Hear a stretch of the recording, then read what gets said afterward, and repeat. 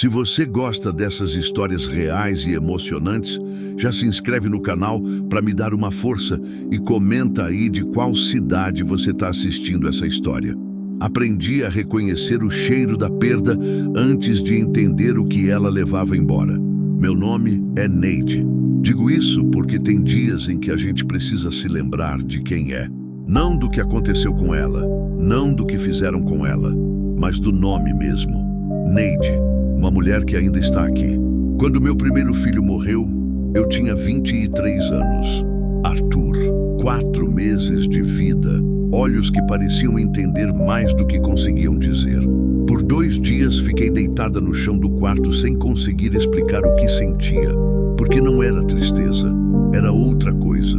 Era o mundo inteiro ficando menor de repente, as paredes chegando mais perto, o ar virando algo mais espesso do que ar.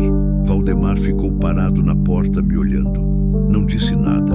Acho que não sabia o que dizer. 2 anos depois foi embora com uma mulher de Formosa que tinha cabelos compridos e nenhum filho enterrado no coração.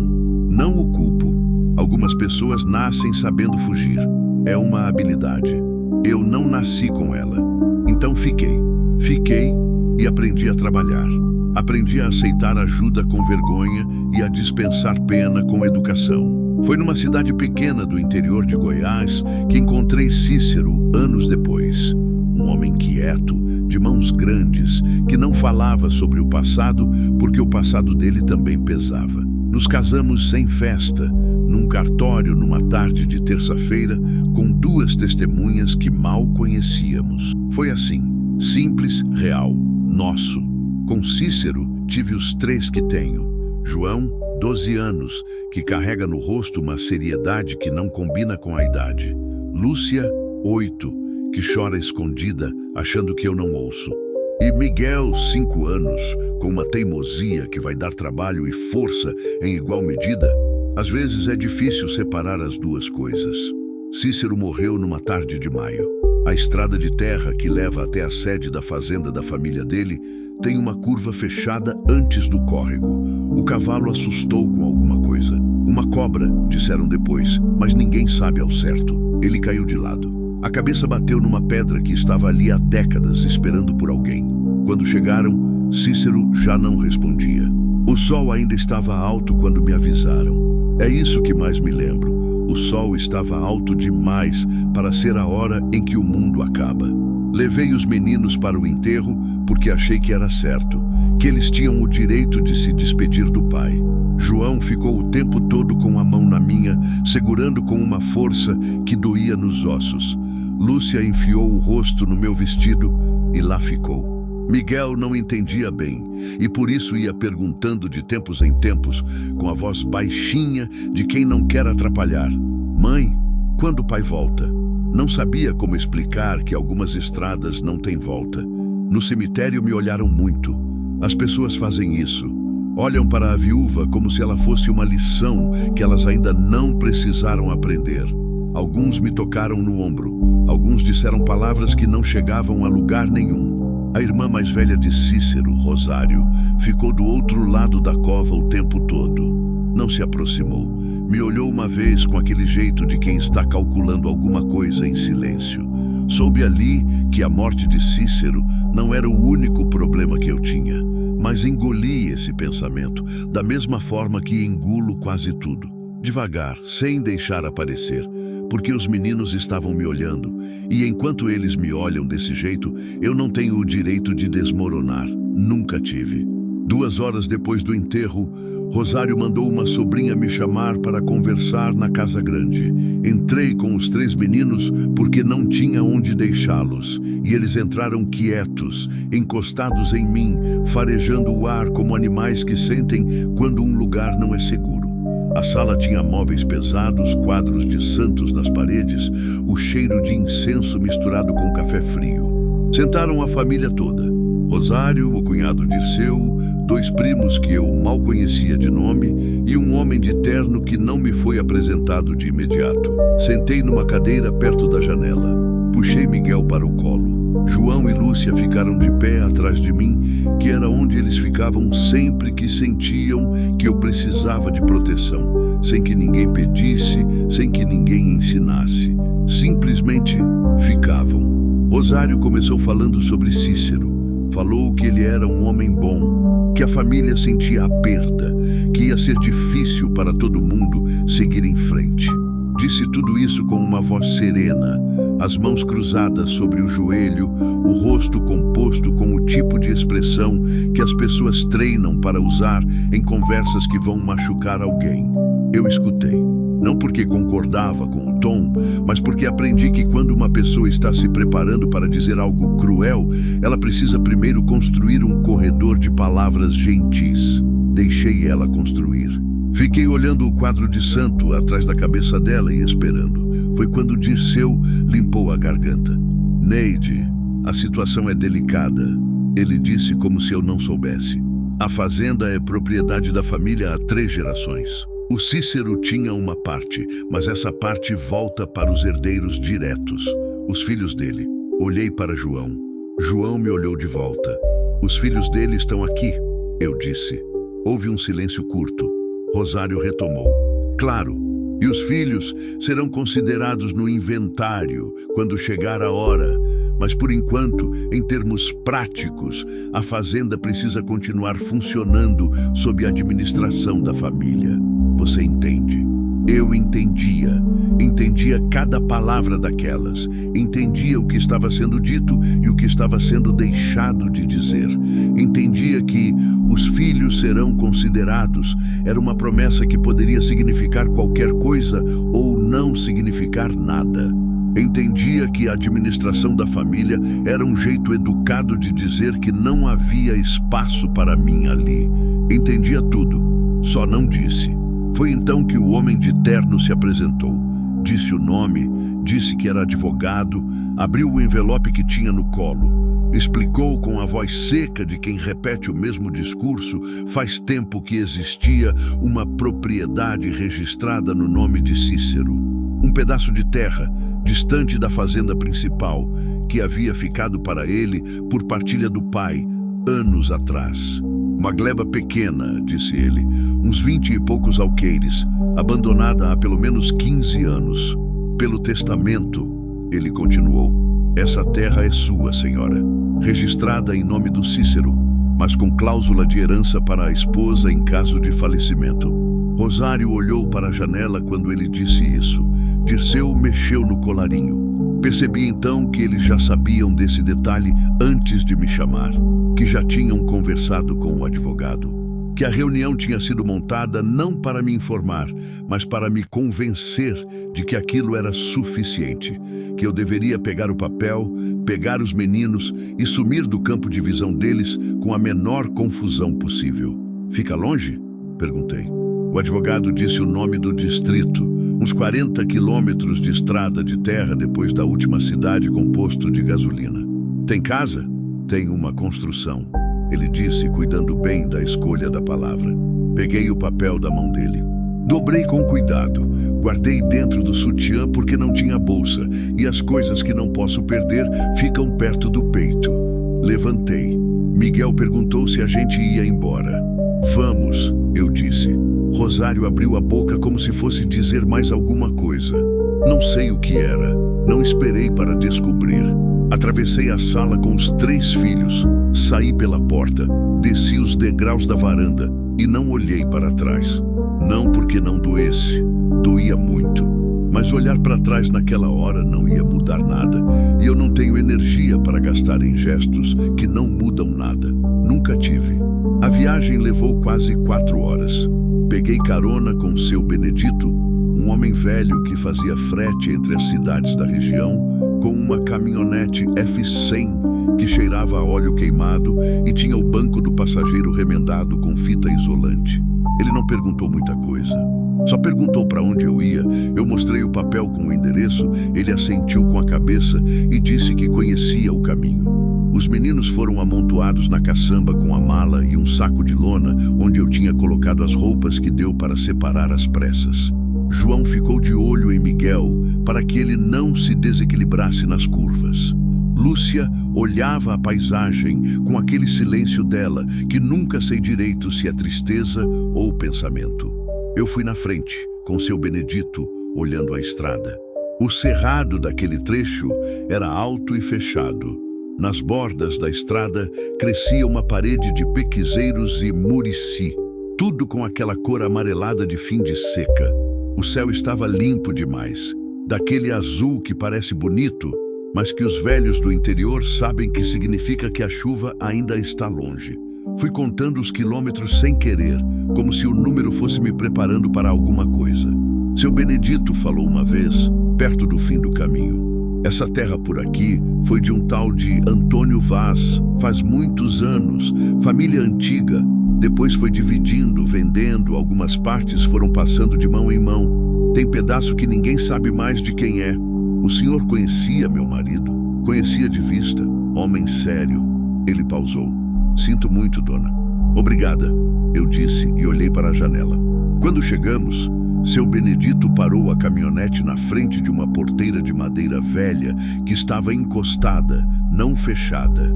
A cerca ao redor estava caída em 2 ou 3 pontos. O mato tinha crescido por cima, por baixo, por dentro de tudo. Uma paineira no meio do terreno estava morta de pé, os galhos secos apontando para o céu como dedos abertos. A casa ficava a uns 100 metros da estrada. Paredes de adobe, telhado de telha-canal com algumas peças faltando, varanda na frente com um esteio torto que alguém tinha escorado com uma pedra embaixo. Era pequena, 2 quartos talvez, uma cozinha, janelas sem vidro, com madeira inchada que não fechava direito. Seu Benedito não disse nada.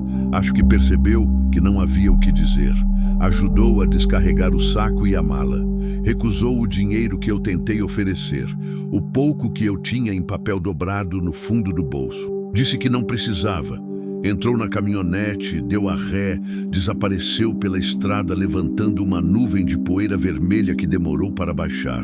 Fiquei parada olhando o lugar. João veio ficar do meu lado, olhou na mesma direção que eu estava olhando e ficou quieto um tempo. Depois perguntou: mãe, é aqui mesmo? É aqui. Ele assentiu devagar, não reclamou. Isso me partiu o coração de um jeito que sorrir doía, porque um menino de 12 anos não deveria ter aprendido ainda a não reclamar desse jeito. Esse tipo de resignação tem um preço e quem paga é a infância. Empurrei a porteira. Ela rangeu fundo, como coisa que estava dormindo. Entramos.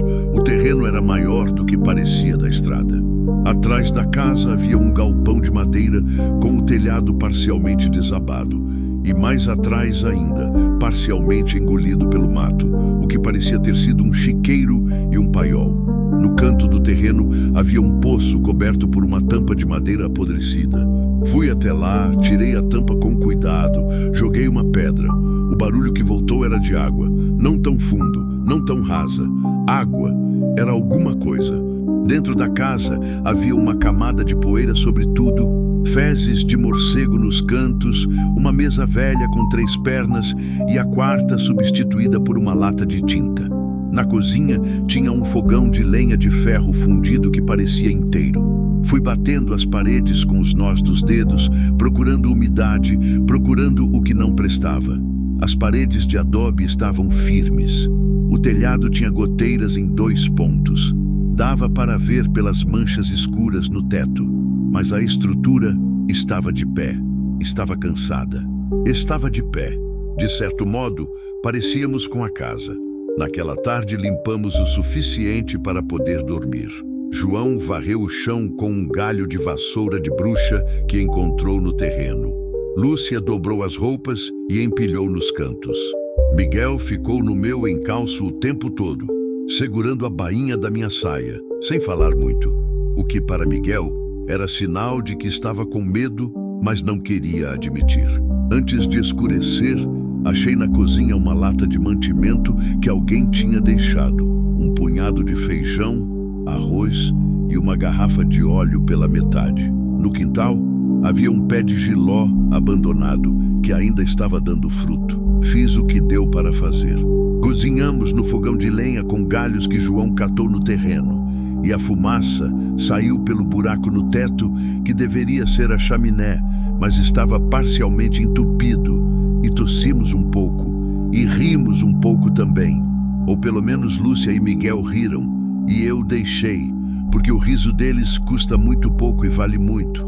Dormimos no chão da sala, enrolados nas roupas, os 3 meninos grudados em mim, como se eu fosse o centro do mundo. Fiquei acordada um bom tempo depois que eles dormiram. Olhei o teto escuro, ouvi o cerrado do lado de fora, o som dos grilos, um carro passando longe na estrada, o vento nos galhos da paineira morta. Pensei em Cícero, pensei em Arthur, que sempre aparece quando estou no fundo, não como dor aguda, mas como uma presença quieta, uma sombra que senta do meu lado sem pedir licença. Pensei no papel que eu tinha guardado perto do peito. Esse pedaço de terra que ninguém quis era agora o único chão que eu tinha. Fechei os olhos e decidi que ia aprender a gostar dele. Nos primeiros dias, aprendi o ritmo do lugar.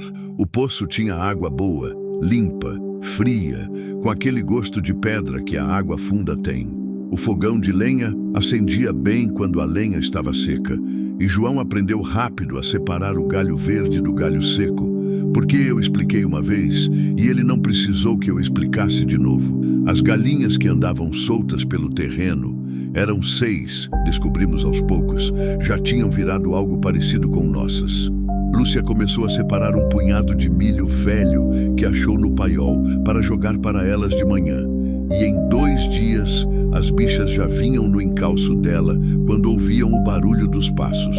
Miguel ainda acordava assustado nas primeiras noites. Vinha me procurar no escuro sem acender nada, encontrava meu braço pelo tato e se encolhia sem dizer palavra. Eu deixava. Não perguntava o que havia sonhado. Algumas coisas a gente não precisa nomear para poder acolher. Na primeira semana, consertei o que era urgente. Tampei as goteiras do telhado com pedaços de telha que achei empilhados atrás do galpão, subindo numa escada de mão que estava carcomida, mas aguentou. Vedei as frestas maiores das janelas com tiras de pano velho. Limpei o poço, tirei a tampa podre, fiz uma nova com tábuas do paiol. Fiz uma horta pequeníssima num canteiro perto da cozinha. Coentro, cebolinha, uma muda de alface que Lúcia achou crescendo sozinha entre as pedras da calçada e transplantou com um cuidado que me surpreendeu. A terra respondia. Isso eu não esperava. Ou esperava, mas tinha esquecido. Que a terra tem uma generosidade diferente das pessoas. Ela não cobra explicação. Não quer saber de onde você veio, nem o que você perdeu. Você trabalha, ela devolve. Simples assim, sem julgamento, sem memória ruim. Foi na segunda semana que Miguel encontrou o galpão. Não o galpão em si, esse a gente já conhecia, com o telhado parcialmente caído e a madeira apodrecida nas colunas. Mas o fundo do galpão, que estava encoberto por uma parede de taquari seco que tinha crescido por dentro e por fora e fechado tudo como uma cortina. Miguel foi atrás de uma galinha que tinha sumido no meio do taquari. E quando consegui me abrir caminho para buscá-lo, achei ele parado num canto do galpão, olhando para o chão. "Mãe", ele chamou, com aquela voz de quem achou alguma coisa, mas ainda não sabe se é boa ou ruim. "Aqui o chão tá diferente." Olhei para onde ele apontava. No meio da terra batida havia um quadrado de uns 2 palmos, onde o chão era mais escuro, mais compacto, como se tivesse sido mexido e depois apiloado de novo, diferente do resto, que era terra solta de anos de abandono. Mandei as crianças para fora. Peguei a pá que tinha encontrado pendurada na parede do galpão, velha, o cabo rachado, mas a lâmina ainda boa. Comecei a cavar devagar, sem pressa, sem expectativa, pensando que podia ser qualquer coisa. Raiz, entulho, algum animal morto que alguém tinha enterrado. A lâmina bateu em ferro depois de uns 40 centímetros. Parei, tirei mais terra com as mãos. Limpei a superfície até aparecer uma tampa arqueada, enferrujada, com 2 alças laterais que tinham sido boas um dia. Um baú, pequeno, do tamanho de um caixote, mas pesado quando tentei mexer. Pesado do jeito que coisas ficam quando guardam mais do que o próprio peso. Chamei João. Juntos, conseguimos puxar o baú para fora da cova e arrastá-lo até a entrada do galpão, onde havia luz. A fechadura estava enferrujada e não abria com a chave. Não havia chave. João foi buscar um pedaço de ferro. Forçamos as dobradiças laterais até que a tampa cedeu com um estalo seco que assustou os pássaros no telhado. Fiquei olhando o que havia dentro por um tempo que não sei medir. Moedas antigas, um punhado delas, algumas pretas de oxidação, outras ainda com brilho dourado escondido sob a camada de tempo. Uma bolsa de couro murcha que, quando abri, tinha dentro 4 anéis, 2 de ouro simples, um com pedra vermelha, um menor que parecia de criança, um rosário de prata enrolado sobre si mesmo. E embaixo de tudo, envoltos num pano de algodão que desfiou quando toquei, um maço de papéis dobrados com cuidado, amarrados com um cordão que se desfez na minha mão. Peguei os papéis. Eram documentos, escrituras, cartas, recibos de pagamento com datas que eu mal conseguia ler pela tinta desbotada. Um deles tinha um carimbo oficial que ainda era legível. Dobrei com cuidado, sem tentar ler tudo ali. A luz estava fraca, as mãos estavam sujas de terra e eu precisava pensar antes de agir. João estava do meu lado, olhando tudo sem dizer nada. Lúcia tinha aparecido na entrada do galpão sem que eu percebesse e estava com a mão na boca. Miguel perguntou se era um tesouro. Não respondi na hora. Fechei o pano sobre os papéis, coloquei os objetos de volta no baú com cuidado, tampe o que dava para tampar e olhei para os 3. Entra ninguém aqui hoje, eu disse. E não conta para ninguém. João assentiu. Lúcia assentiu. Miguel perguntou por quê. Porque as coisas que valem precisam de tempo para a gente entender o que são, eu disse, antes de sair contando. Naquela noite não dormi. Fiquei com os documentos abertos sobre a mesa de 3 pernas, com um toco de vela que havia sobrado no fundo de uma gaveta. Fui lendo devagar, palavra por palavra, com a dificuldade de quem não está acostumada com a letra antiga, com os termos jurídicos, com a linguagem de papel que parece feita para confundir quem não tem advogado. Mas havia uma coisa que eu entendia. Uma das escrituras estava em nome de Antônio Vaz, o mesmo nome que seu Benedito tinha mencionado na viagem, o dono antigo dessas terras. E a escritura não descrevia apenas este pedaço onde eu estava.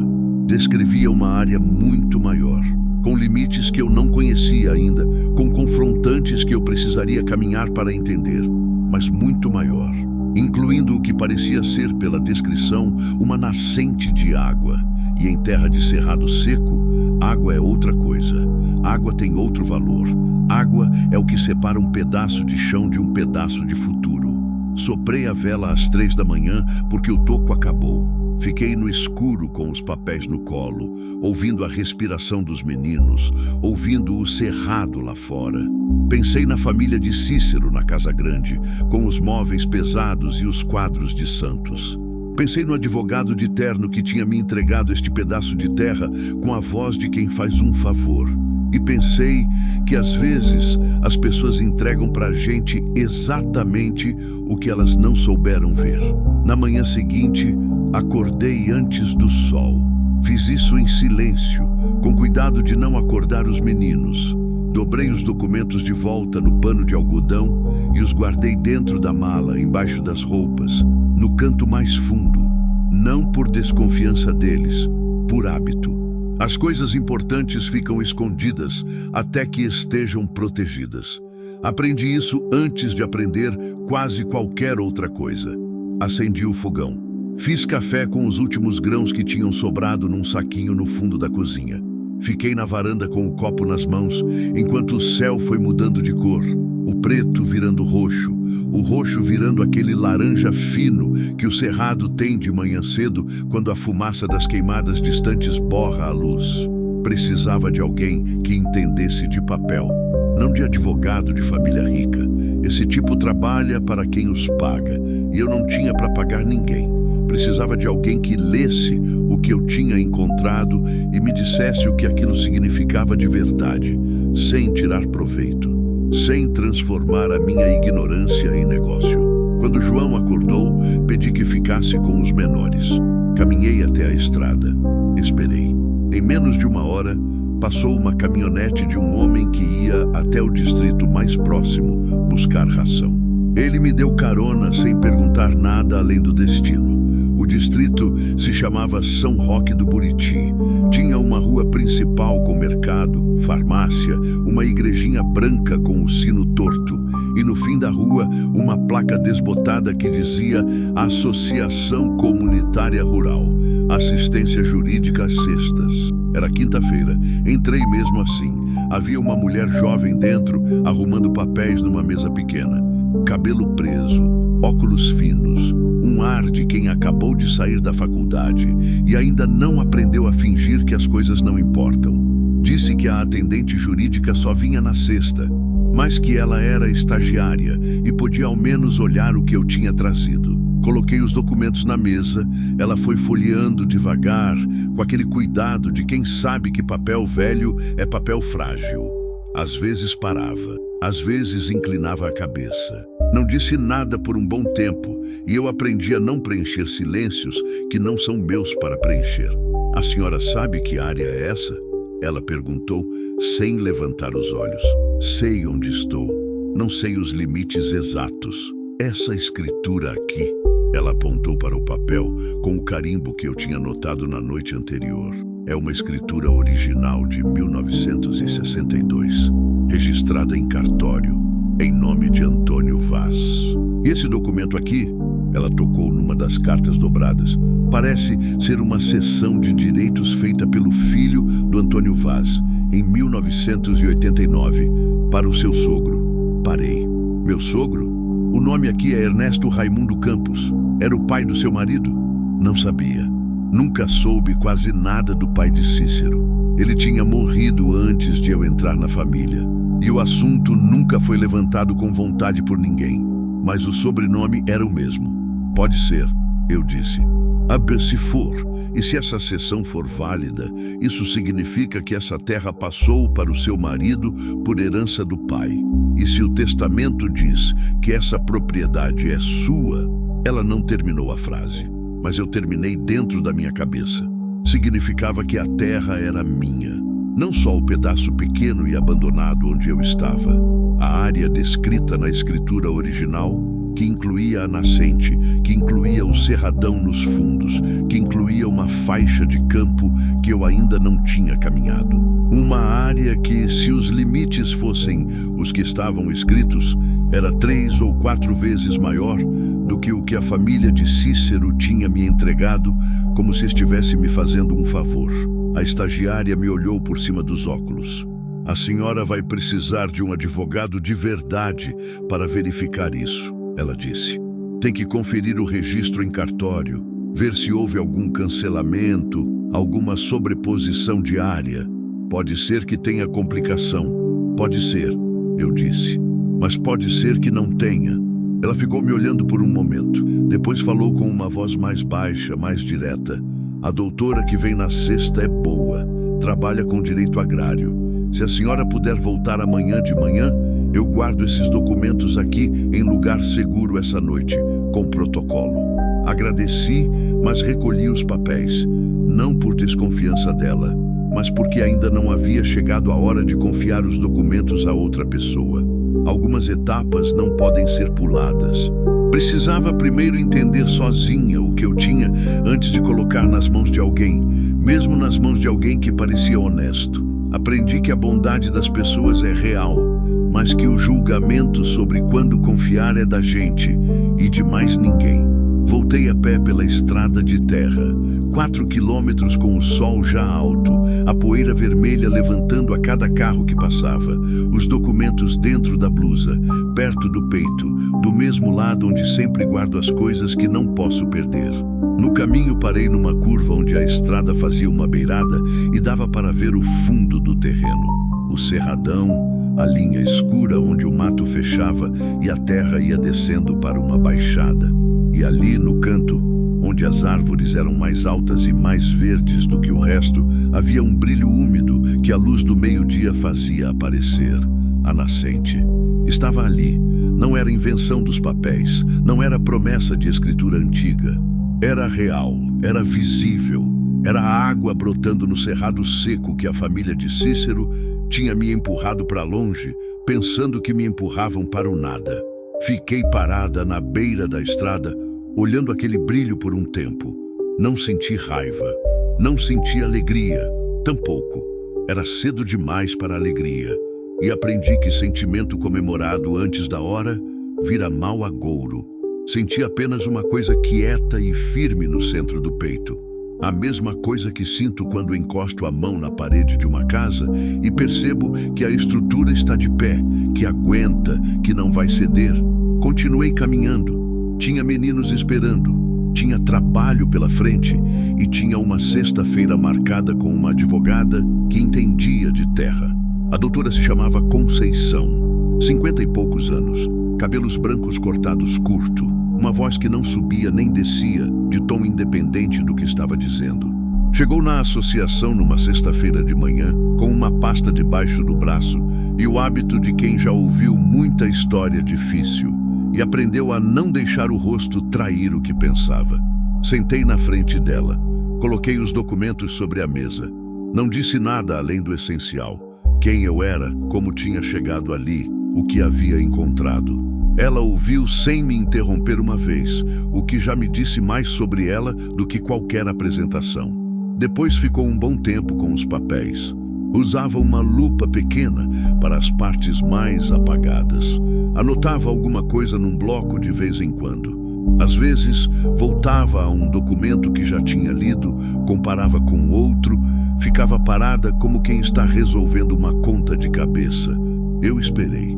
Aprendi que as coisas que importam pedem pausa, que a pressa é sempre do lado de quem tem medo de perder, e eu já tinha perdido tanto que o medo tinha virado outra coisa. Tinha virado atenção, uma atenção fria, precisa, sem desespero. Conceição, por fim, juntou os papéis com cuidado, devolveu dobrados do mesmo jeito que eu tinha entregado, e me olhou. A escritura é legítima, ela disse. O registro do Antônio Vaz nunca foi cancelado. A cessão para o pai do seu marido foi feita em cartório e está averbada. E o testamento do seu marido é claro. Parei de respirar por um segundo. A área toda? A área toda que está descrita na escritura original, incluindo a baixada, incluindo a nascente. Ela pausou. O que a família lhe entregou foi o pedaço menor, a sede com a casa, mas a propriedade registrada é maior, significativamente maior. Não disse nada. Ela continuou. Vai ter disputa. Preciso ser honesta com a senhora sobre isso. A família vai contestar quando souber, porque terra com água no cerrado não é terra que ninguém abandona de bom grado quando percebe o que perdeu. Vai ter processo, vai ter tempo, vai ter desgaste. Quanto tempo? Difícil dizer. Se não houver sobreposição de registro, se a documentação estiver limpa como parece estar, pode ser mais rápido do que o normal. Mas nada é certo no cartório antes de ser certo. E a água? A nascente? Conceição me olhou de um jeito que eu não soube classificar na hora. Era seriedade, mas havia outra coisa junto, algo que só muito depois eu entenderia que era respeito. Água é concessão de uso, ela disse. A senhora vai precisar registrar junto ao órgão estadual. Mas se a terra é sua, o processo é viável. E nascente em área particular com documentação em ordem tem peso, tem muito peso. Dobrei as mãos sobre o joelho. A senhora me representa? Represento. Aqui o serviço é gratuito para casos de direito agrário em situação de vulnerabilidade. Ela abriu a pasta, pegou um formulário. Mas vou precisar que a senhora seja paciente. Sou paciente, eu disse. E era verdade.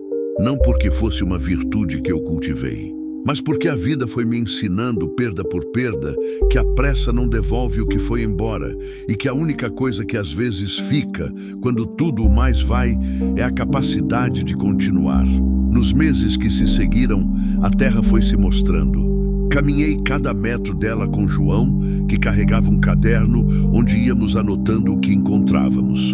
O ponto da nascente, a extensão do cerradão, as pedras de demarcação antigas que ainda estavam fincadas em alguns cantos e que Conceição disse que tinham valor jurídico. Encontramos uma roça abandonada nos fundos, com pés de mandioca que tinham continuado brotando por conta própria, sem ninguém pedir, sem ninguém cuidar, só pela força que a própria planta carrega. Lúcia foi a primeira a plantar algo de propósito.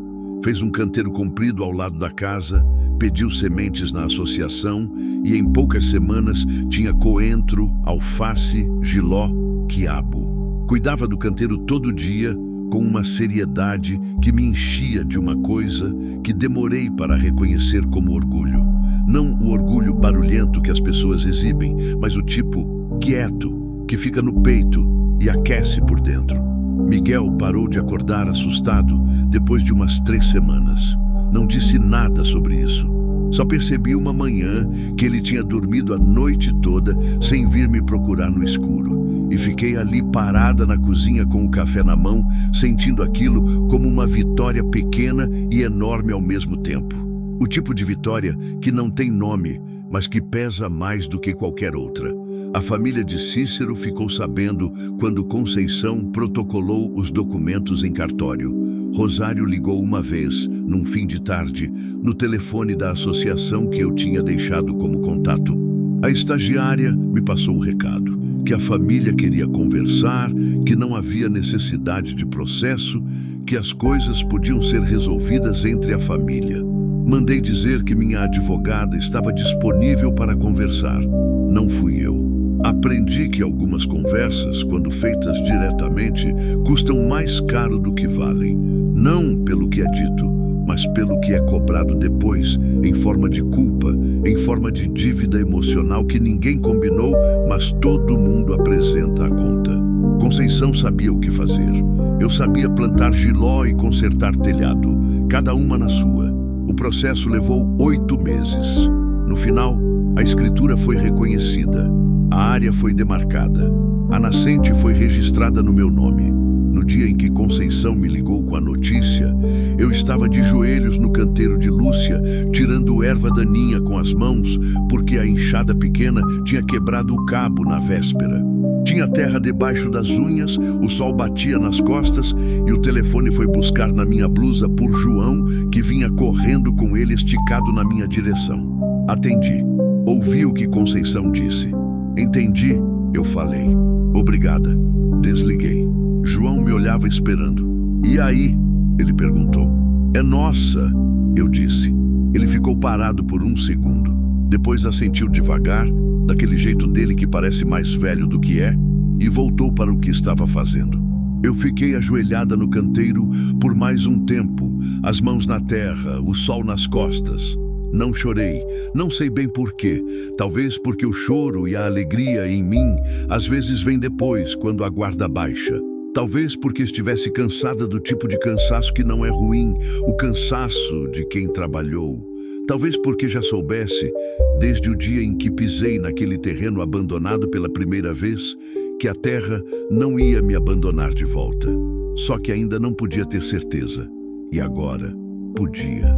Tem coisas que não voltam. Cícero não volta. Arthur não volta. Os anos que passei engolindo palavras que não precisavam ser engolidas não voltam. O tempo em que achei que a dor era permanente e a calma era temporária, esse tempo não volta, mas também não precisa. O que fica é isso: uma casa de adobe com o telhado consertado, um canteiro comprido com coentro e quiabo, um poço com água boa, uma nascente nos fundos que em tempo de chuva canta. Eu não sabia que água podia fazer isso, cantar, mas faz. E quando ouço, fico parada um momento só para escutar.